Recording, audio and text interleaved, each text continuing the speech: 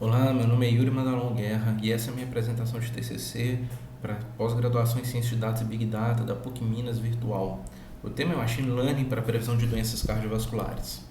Para nós contextualizarmos, doenças cardiovasculares são doenças, que atingem o coração e os vasos sanguíneos, tá? São a principal causa de morte no mundo, aproximadamente 2 milhões de mortes por ano só nas Américas, e boa parte dos pacientes que têm hipertensão, por exemplo, não sabem que são afetados pela doença, o que aumenta o risco de outras complicações como o AVC.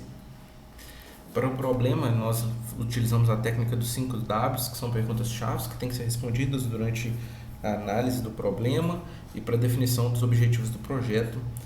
E o objetivo principal, então, é desenvolver um algoritmo de machine learning que auxilie na identificação dos pacientes que possuem doenças cardiovasculares, utilizando de dados que podem ser coletados facilmente por profissionais da área de saúde e apoiar a investigação médica no quadro de pacientes em relação a essas doenças. Para a coleta dos dados, foram utilizados, durante o desenvolvimento 3 datasets distintos, um dataset de pacientes. Os dados foram obtidos no Kaggle e contém aproximadamente 70 mil registros, com todos os dados que são necessários para essa previsão.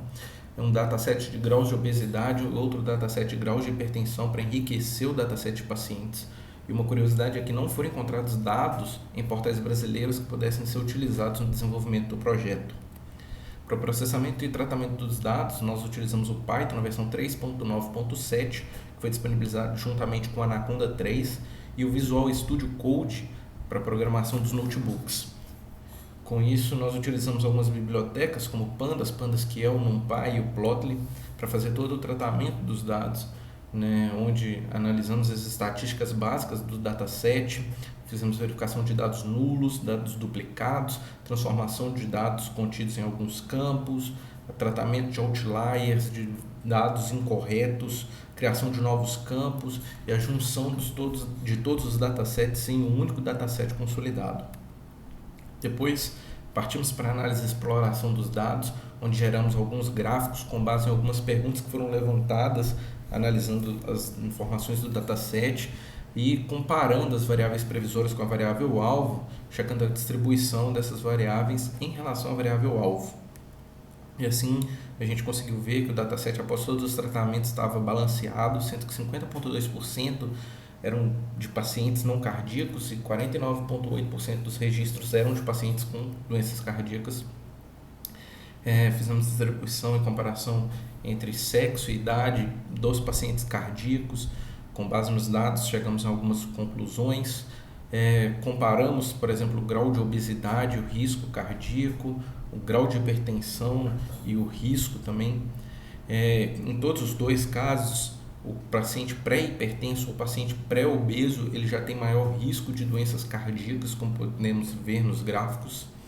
E partimos então para a criação dos modelos de machine learning, depois de responder todas as questões que foram levantadas. Para os modelos, nós utilizamos o Random Forest Classifier, Gradient Boost e o KNN. Então, depois de todo o tratamento dos dados, foram feitos tratamentos com graus de hipertensão e graus de obesidade para transformá-los em colunas usando o One Hot Encoder. Escolhemos as variáveis previsoras que seriam utilizadas, pois em alguns testes nem todas as variáveis contribuíam, então foi melhor cortar algumas delas, que já tinham informações contidas em outros campos. Escalonamos os valores das variáveis previsoras usando Standard Scalar. Separamos as bases de treinamento e teste, utilizando 80% para treinamento e 20% para teste. Treinamos os algoritmos usando Grid Search CV para localizar os melhores parâmetros de cada modelo. E validamos os modelos com a base de teste, verificando também a matriz de confusão e o Classification Report. Com isso, a gente chegou à conclusão que o melhor modelo foi o Gradient Boost, que alcançou uma acurácia de 73,51%.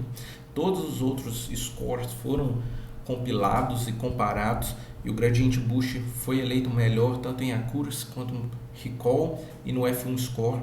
O único em que ele perdeu foi em precision, mas ele foi o que entregou o melhor número de falsos negativos. E por fim, essa é a apresentação dos resultados com base no modelo de Canvas proposto por Durard. Muito obrigado.